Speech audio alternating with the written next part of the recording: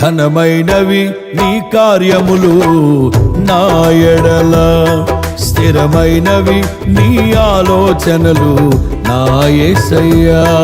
ఘనమైనవి నీ కార్యములు నా ఎడల, స్థిరమైనవి నీ ఆలోచనలు నా యేసయ్యా.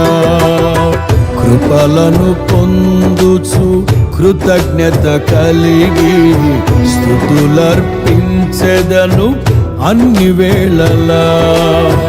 కృపలను పొందుచు కృతజ్ఞత కలిగి స్తుతులర్పించెదను అన్ని వేళలా.